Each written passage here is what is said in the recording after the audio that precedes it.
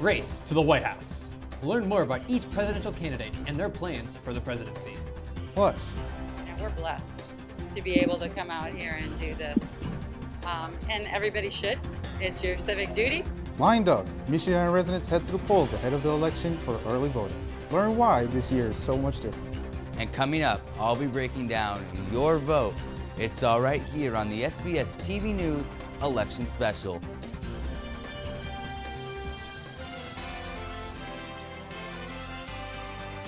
From the SBS-TV studios at Riley High School, Michiana's award-winning student news team. This is Election 2020. Hello, and welcome to the SBS-TV Election Special. I'm Ethan Hems from Riley High School. And I'm Isaac Hernandez, also from Riley High School. We want to thank you for joining us as we provide you with team coverage of the 2020 elections. St. Joseph County Election Office officials are warning the public not to expect the final results on election night. Due to the pandemic and increased interest in the presidential race, the county expects to have over 51,000 early votes, which is double the number in 2016. Voters can hand-deliver their mail-in ballots at the county clerk's office until noon Tuesday, but they will not be accepted at the 42 vote centers on Election Day. Hoosier voters who are not among the record number of people who voted early will need to vote in person on Election Day. Polls will be open across the state from 6 a.m. to 6 p.m. local time. Hoosiers can find their polling place by visiting the state's voter portal at indianavoters.in.gov. Once on the site, a registered voter can find the polling location by doing a search of either their personal voter registration information on their county and precinct. President Donald Trump lashed out at the FBI on Sunday after it said it was investigating reports that a caravan of his supporters harassed a Joe Biden campaign bus. It is something. Do you see the way our people, they were protecting his bus yesterday because they're nice. Video of the incident, which occurred Friday, showed Trump supporters surrounding the Biden campaign bus with their vehicles in Texas. The video showed two cars colliding, and the Biden campaign said the pro-Trump trucks tried to run the bus off the road as it traveled from San Antonio to Austin. More than 92 million early voters have cast their ballots, amounting to more than 66% of 2016's overall turnout of 138 million votes. In person, early votes account for a little over 33 million of the total so far, while nearly 59 million mail-in ballots have already been returned. Roughly 32 million mail-in ballots have yet to be turned back in. The 2020 election is like none other in recent American history, and it all comes down to today as Republican candidate Donald J. Trump and Democratic candidate Joe Biden fight for the office of President of the United States. Let's take one more look at these two men and their policies and that have divided a nation. Joseph Robinette Biden Jr. is a 77-year-old American politician who served as the United States Senate for Delaware from 1973 until 2009 and as Vice President of the United States from 2009 to 2017. He is a member of the Democratic Party. In April 2019, Biden announced his 2020 presidential campaign. Biden's policies include the support of affordable health care, making sure affordable health care is accessible to every single American, gun control, increasing funding for low-income schools and teachers, carbon emissions caps and trade, student loan forgiveness, and reversals of Republican tax cuts for the wealthy. 12 years of education is no longer sufficient. We need widespread access to affordable education. College, community college, they should be free in my view. Biden also has plans to raise the minimum wage to $15 an hour, give families 12 weeks of paid leave, and employ universal pre-kindergarten. Currently, Joe Biden is ahead in the national polls with 51%, while Donald Trump is not that far off with 42%. Joe Biden is also more popular with younger voters. According to the newest Forbes Under 30 voter survey, 57% of young voters say they prefer Biden over Trump. No matter where you start in life, there's nothing you can't achieve if you work at it. That's what we believe. And above all else, that's what's at stake in this election. Reporting for SBS-TV, this is Aaron Farnwell. Donald John Trump is a 74-year-old politician who is currently the 45th President of the United States. Before entering politics, he was a New York City real estate developer and television personality on The Apprentice from 2003 until 2015. On November 8, 2016, Trump was elected president in the largest electoral college landslide for a Republican in 28 years. He became the oldest first-term U.S. president and the first without military or government service. The main goal of his presidency was to focus on foreign policy issues and the economy. We had the best stock market price ever, and we're getting close to that price again. The unemployment numbers for African Americans, for Asian Americans, for Hispanic Americans, virtually every number was the best. Trump has pursued an America's First agenda, withdrawing the U.S. from Trans-Pacific Partnership trade negotiation, the Paris Agreement on climate change, and the Iran nuclear deal. The Trump campaign has been focused on crime, claiming the cities would descend into lawlessness if Biden won the 2020 election. Trump's popularity has been decreasing since around May 2020, and he is currently sitting at 43 in the national polls. Reporting from Sbs-Tv, this is Claudia Yanes. Joining us now in the studio is our chief political analyst, Cooper Van Dries. He will share his forecast for the presidential election and outline the strengths and weaknesses of both main candidates. Yeah, guys, so what we're looking at is an electoral map that could go for Joe Biden or Donald Trump. There are three key swing states in this election: Arizona, Pennsylvania, and Florida. Now, let's take a look at Arizona. They are not typically a Democratic state, but the demographic there is changing, and they could lead to Biden tonight. But really, I think they still have those Republican roots that will make them stay Republican. Now, I'm going to change Arizona to red, Donald Trump. Now, the next state we're going to look at is Florida. In 2000, they decided the election for George W. Bush over Al Gore. Now, it took almost a month before they actually got before they decided the president, but I believe it's going to go to Donald Trump tonight. So red, Donald Trump. Now, our final swing state that we're looking at is a huge one, Pennsylvania. They are going to be deciding this election night. It is Pennsylvania, Pennsylvania, Pennsylvania all the way. They're going to be the ones that decide the next president of the United States. So I'm going to give Pennsylvania to red, Donald Trump, and here's why. Because Joe Biden has said fracking will be taken away, and fracking is huge in the economy of Pennsylvania. So I believe that it will stay with Donald Trump tonight like it did in 2016. Now, I want to look at some of the items affecting both campaigns. First, we're going to look at Donald Trump's side.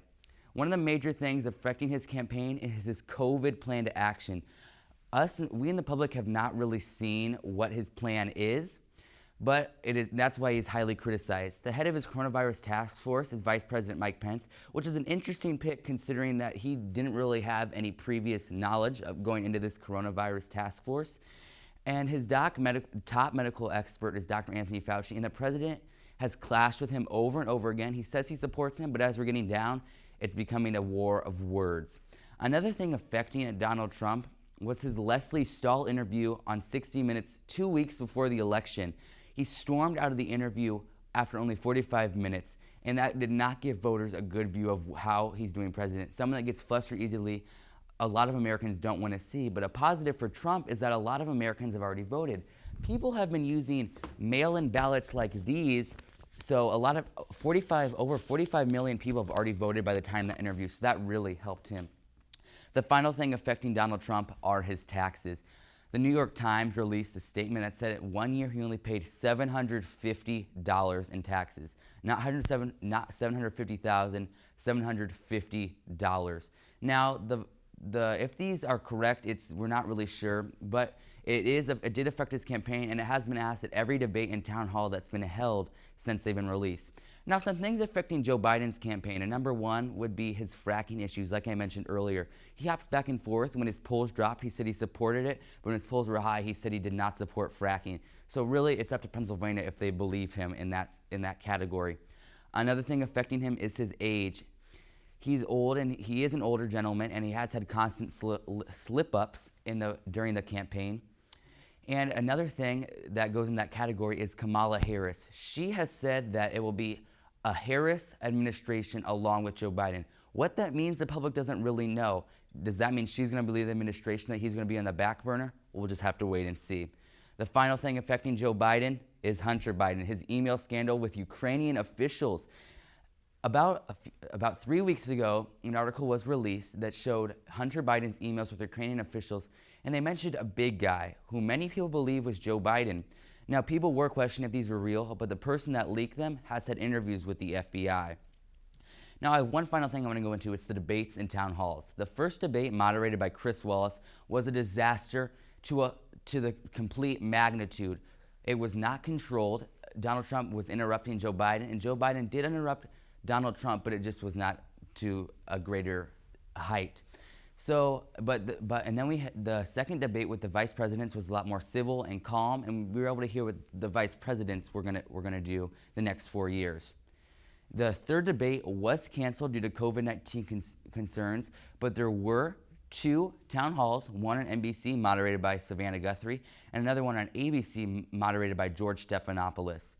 The one on NBC was another mess. Savannah Guthrie did constantly interrupt Trump, but he was able to answer voters. Now, on ABC, it was a lot calmer. Joe Biden really was able to talk to the voters in a true town hall form.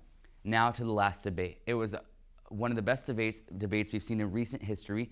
Moderator Kristen Welker did an amazing job controlling candidates and asking hard but fair questions. Now that's all I have in this for right now, guys, but I'll see you in a little bit. While many high school seniors may be eligible to vote, they often do not exercise this right.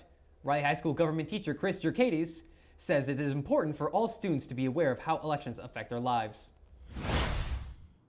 The importance of voting allows us to be part of our society. Once you are voting, you are taking part in our election process and allows you to say you participated. Voting is our voice, and that's our biggest voice.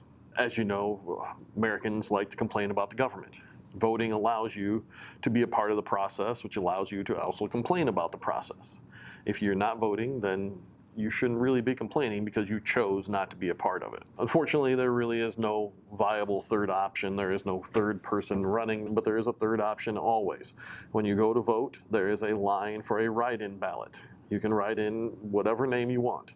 And as long as that person that you write in meets certain criteria, age, born here in the United States, lived here for 14 years, then that's a valid vote. Currently, Joe Biden's got a 3-point lead, which isn't very big. President Trump seems to be gaining ground. Joe Biden is a different candidate than Hillary Clinton was. I believe he has a little more support, and so it'll be tougher to come from behind. Not that he can't do it, but it'll be tougher. President Trump is trying to raise more votes by rolling out a new health care plan.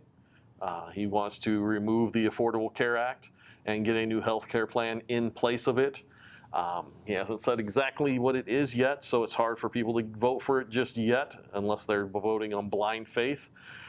He's tried to point out some of the flaws of Joe Biden, just like Joe Biden points out his flaws.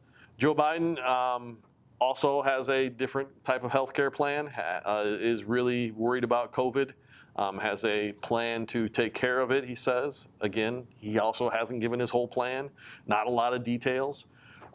And is also attacking his opponent, which unfortunately is what these things turn into. For students to pay attention to the election, not all of my government students are 18 yet. Hopefully some of this will stick in their ear. Hopefully they'll remember some of this so they can be informed citizens and vote. But if I can get a high percentage to vote and vote their conscience, just not their emotions, I'll be happy with that. Reporting for SBS-TV, I'm Isaac Hernandez. Our correspondent Bernardo Malone sat down with the political science professor from the University of Notre Dame to find out what is at stake in this election. So basically, I'm just going to ask you about this upcoming election and how it's not normal and what's at stake. For one thing, turnout, it's not simply turnout, but the kind of turnout that's complicated this year by an unprecedented amount of early voting. That lends some unpredictability, not only to the result, but to the counting process as well, because it's quite possible that we may not have a winner on election night. We may have to wait another day, a few more days, and God help us if it's longer than that. So what will happen if, say, we don't know the winner of the presidential election that night? Well, I can picture 2 scenarios. One, the result is delayed a few days, no big deal. The other scenario is that the results are delayed a few weeks.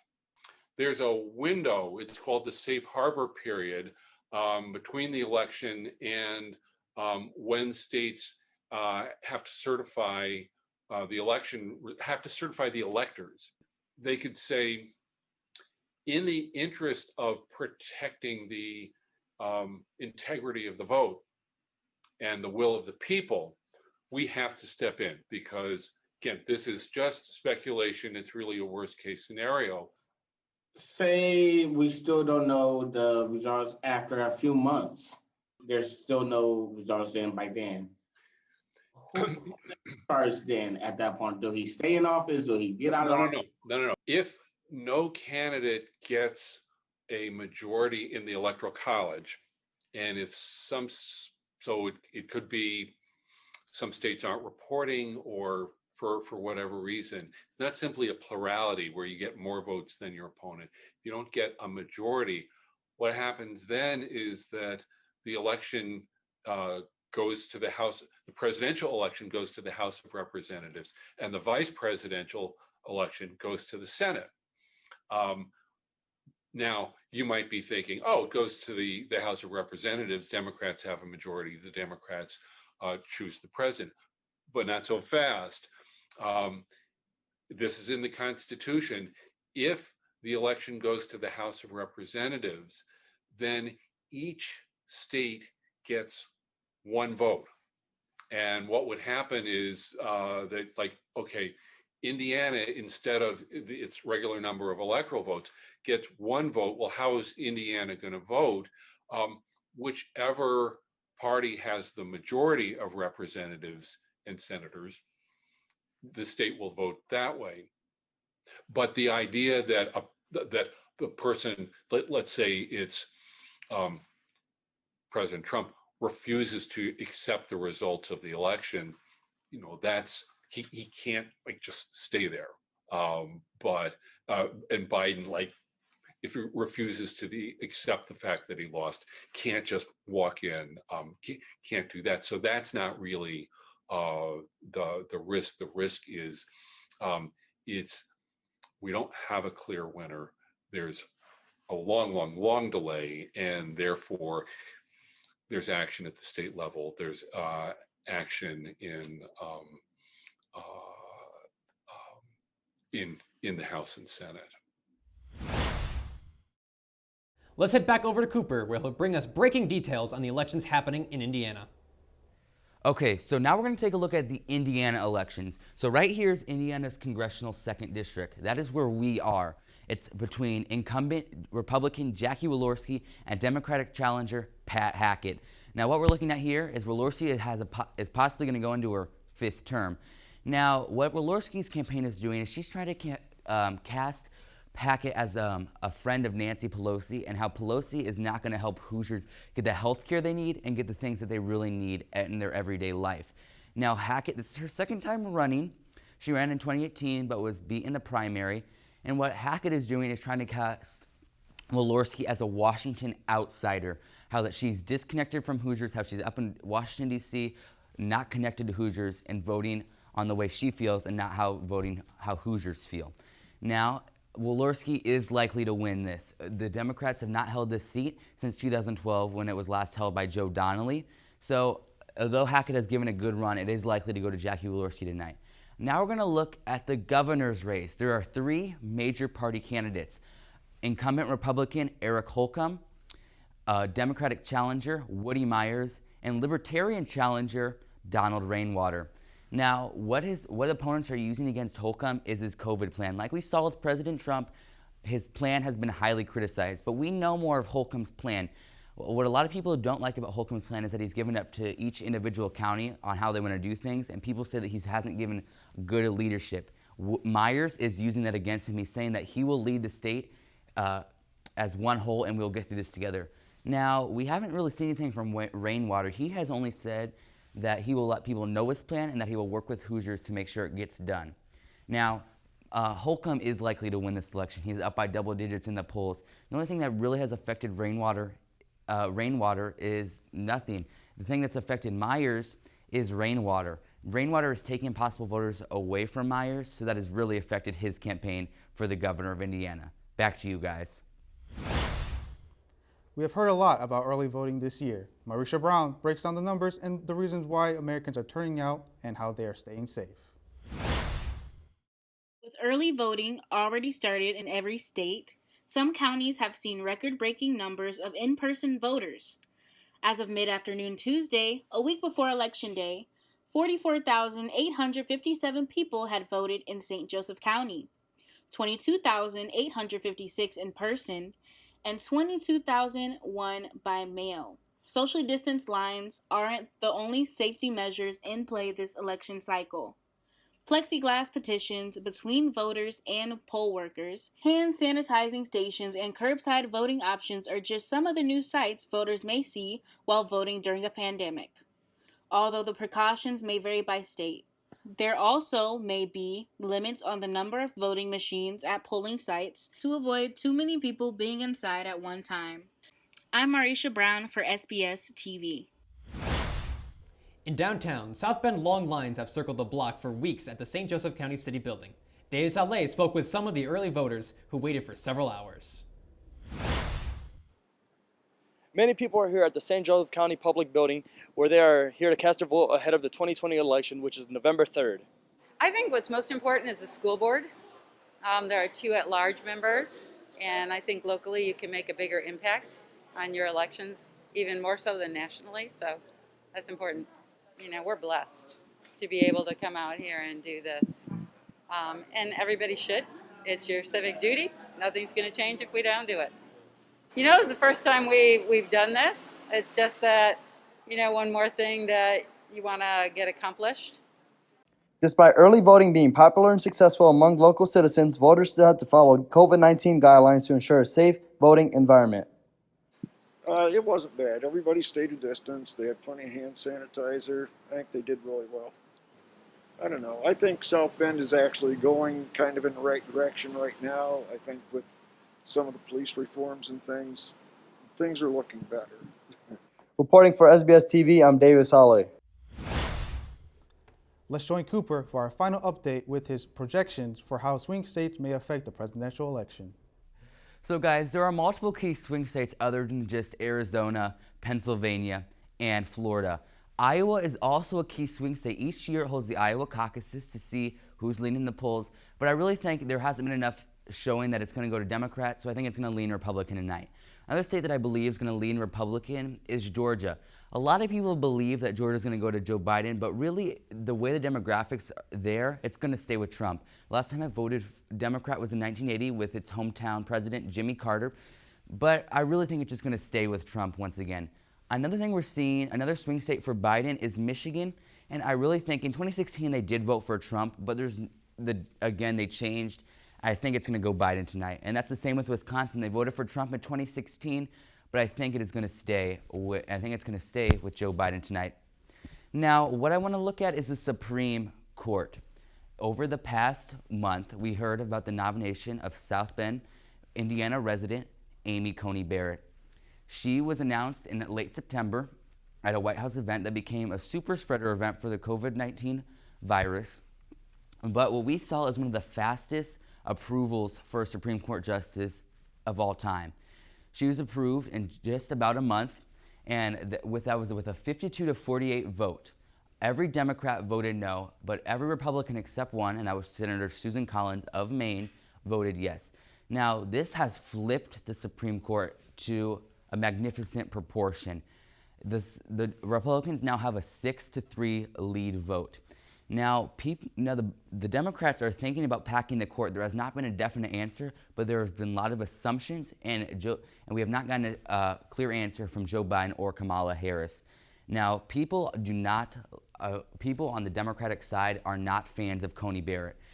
They believe they're going to take away their rights, but again, there's no evidence for this because she didn't really answer that question during her confirmation hearing. We'll just have to wait and see what happens over the next years as she's in the Supreme Court. Back to you guys. Thank you for joining us for the special 2020 election edition of SBS TV News. Remember to please get out there and vote. And with that, good night, everyone.